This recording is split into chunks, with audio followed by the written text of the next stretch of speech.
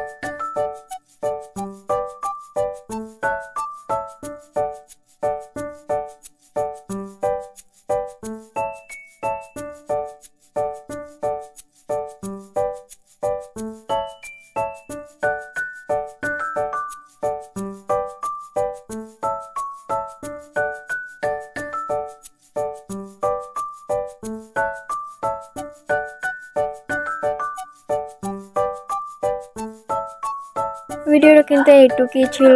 সবার লাগলো অবশ্যই লাইক, শেয়ার, কমেন্ট, সাবস্ক্রাইব করে রাখুন বেল আইকনের সাথে, যেন আমরা ভিডিও ছাড়ার সাথে সাথে আপনাদের কাছে নোটিফিকেশন যায়। So thanks for watching guys.